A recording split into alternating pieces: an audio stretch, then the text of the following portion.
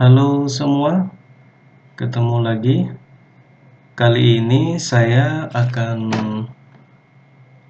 membuat video demo tentang bagaimana cara membuat haplotype network dari data yang kita miliki. Software yang saya gunakan di sini adalah PopArt. PopArt merupakan sebuah software yang dirancang untuk membuat jejaring haplotype berdasarkan mutasi dari masing-masing data kita. Nah, nanti dia juga akan menampilkan sejauh mana perbedaan mutasi antara satu haplotype dengan haplotype yang lain. Langsung saja kita mulai. Yang pertama, pastikan bahwa kita telah memiliki software PopArt. Di sini yang saya gunakan adalah PopArt versi 1.7. Bisa di-download di link ini.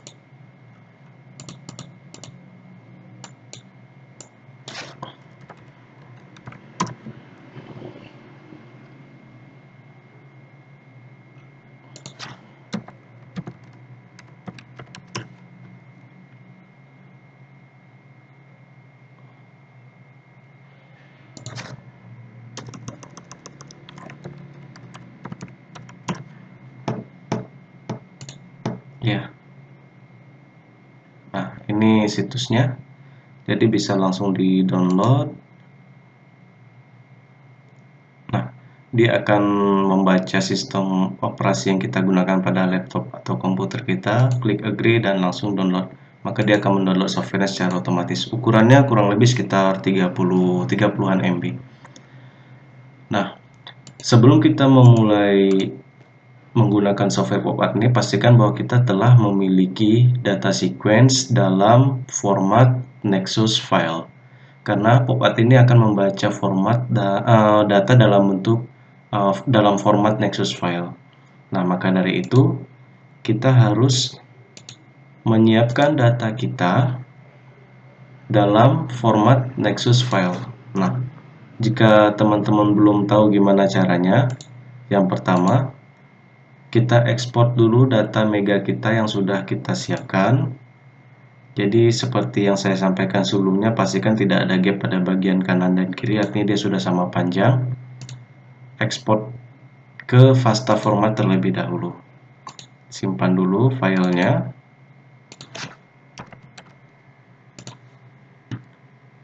Nah, setelah kita memiliki file dengan FASTA format, kita bisa langsung buka FASTA format yang telah kita simpan tadi menggunakan DNASP. Kemudian barulah kita ekspor menggunakan DNASP untuk mendapatkan Nexus file format ini.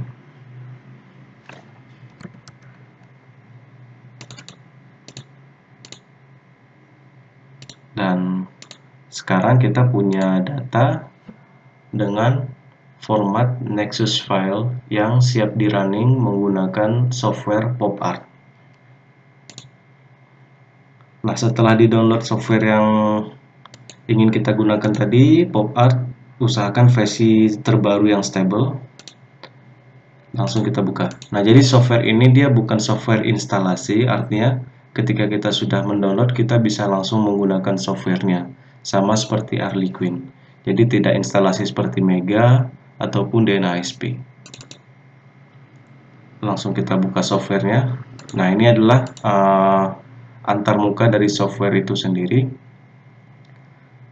Untuk memulai, kita langsung open datanya. Dia akan membaca Nexus file saja, jadi yang lain enggak. Nah, ini kita sudah masukkan data kita. Kalau misalnya teman-teman lihat di sini dia memberikan informasi nukleotidanya dari semua data kita. Nah, di sini ada traits. Nah, kebetulan saya belum begitu paham bagaimana cara menggunakan traits ini.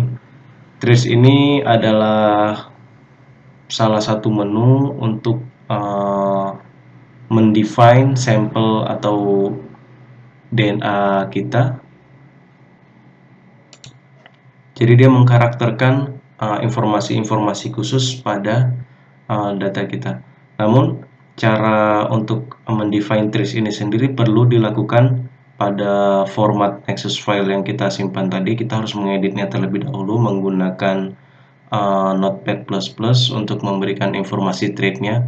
Namun mungkin pada video selanjutnya saya akan menjelaskan bagaimana cara menggunakan trace ini. Namun pada video kali ini saya belum menemukan caranya. Jadi saya akan mendemo bagaimana cara menggunakan software pop art ini untuk kebutuhan standar saja.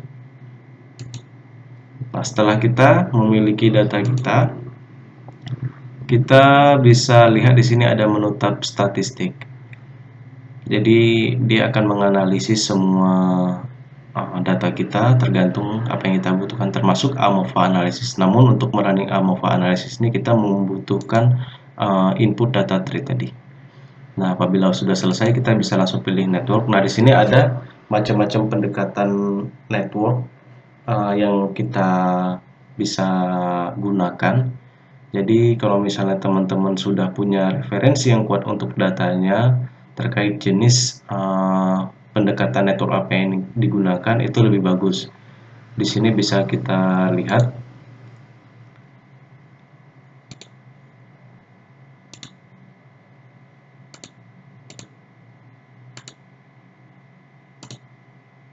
Nah, di sini bisa kita lihat ya cara mensitasinya.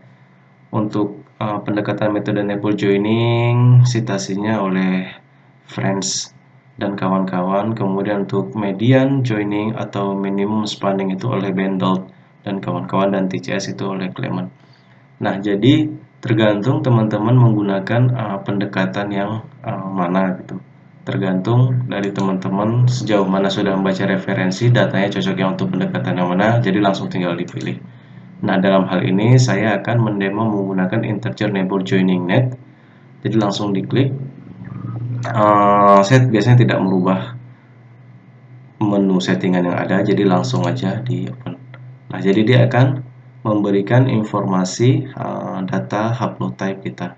Nah, jadi kalau misalnya kita lihat di sini totalnya ada 19 node atau 19 titik. Bisa kita hitung ya, 1, 2, 3, 4, 5, 6, 7, 8, 9, 10, 11, 12, 13, 14, 15, 16, 17, 18, 19, 20. Sorry, seharusnya saya salah hitung ya.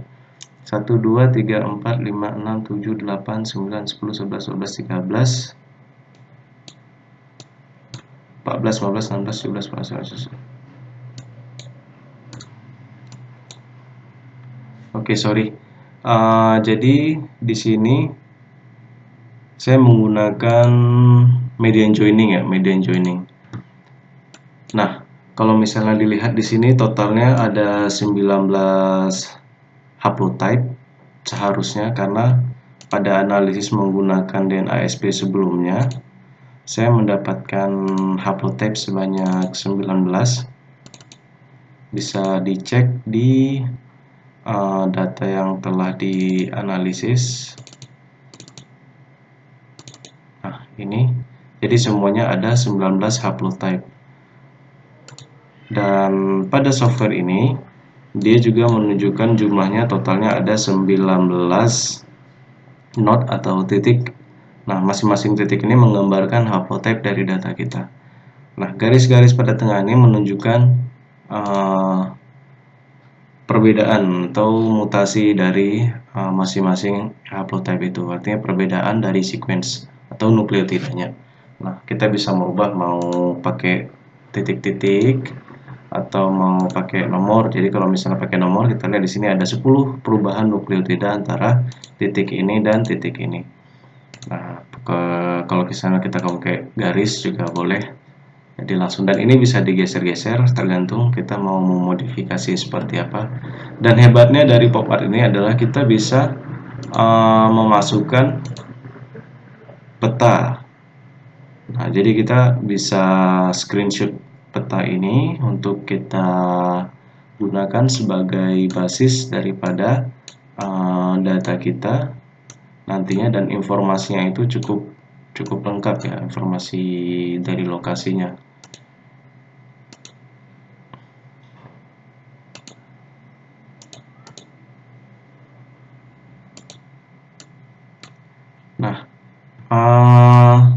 Sebenarnya ada menu untuk merubah warna dari node masing-masing ini, jadi bisa langsung kita tinggal rubah-rubah aja maunya seperti apa. Kalau vertex ini maksudnya adalah titik ini. Jadi kalau vertical berarti gambarnya warna dari titik ini mau dijadikan warna apa. Kemudian ada juga ukurannya, pinggiran, warna pinggirannya dan backgroundnya. Labelnya juga bisa kita ubah-ubah warnanya. Nah, sedangkan return networknya kita misalnya mau menggambar dengan literasi berapa gitu. Jadi tergantung kebutuhan kita. Jadi kurang lebih seperti itu saja penggunaan dari pop art haplotype network ini.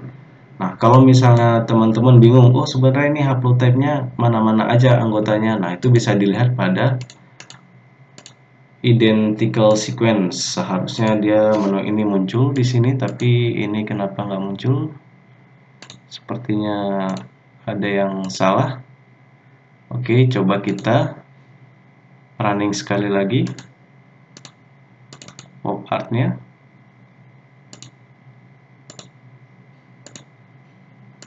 Kita open datanya.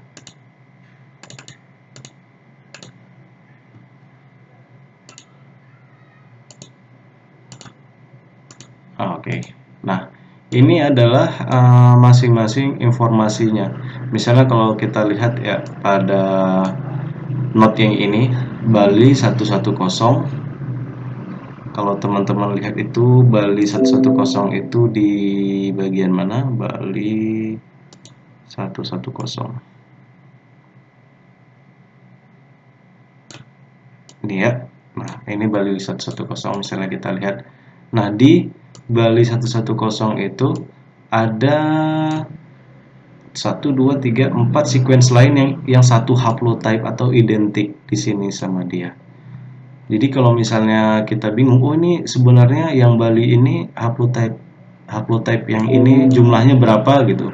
Nah, jadi kita bisa lihat, oh ternyata jumlahnya itu totalnya ada 5 sequence dan itu misalnya dan itu bisa kita buktikan pada data DNASP kita. Jadi kalau misalnya kita open data DNASP, kita lihat yang Bali 110. Nah ini ya. Oh sorry, maksudnya ada 4 ya, bukan 5, 4. Berarti dia di sini itu dia menghitung sudah termasuk dia sendiri. Jadi ada 3 anggota lain, totalnya 4. Jadi totalnya di sini ada 4 sequence yang sama pada haplotype ini, dan itu bisa kita buktikan sesuai nggak dengan yang dari kita sudah analisa di DNASP. Ternyata sesuai. Yang Bali pada ID 110 ini memang benar, ternyata ada 4 di situ, dia masuk ke dalam haplotype ke 10. Dan ini juga bisa kita lihat dengan mengklik pada bagian ini untuk memberikan informasi. Nah, jadi di sini ada 4 sequence, di sini ada sekitar berapa sequence bisa dihitung sendiri. Di sini cuma ada 1, di sini ada 3, di sini ada berapa, ini bisa dilihat. Nah, jadi bisa dilihat dibuat catatan sendiri nanti haplotype ini jumlahnya berapa, haplotype ini jumlahnya berapa, dan yang ini jaraknya bisa dimodifikasi sesuai dengan kebutuhannya, misalnya permutasi atau daerah.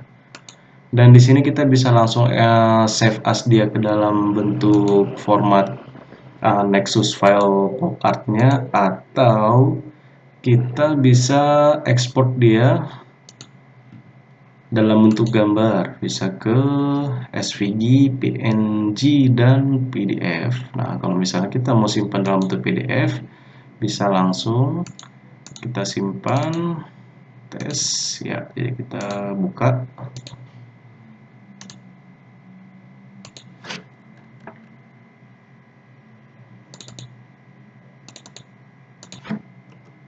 Nah, ini adalah pohon phylogeny yang sudah kita simpan. Jadi ini belum diedit ya, jadi teman-teman nanti terserah mau ngeditnya seperti apa. Namanya juga nama-nama dari ini juga bisa diedit sendiri. Oke, itu aja untuk video demo kali ini. Terima kasih atas perhatiannya. Sampai jumpa pada video selanjutnya. Terima kasih.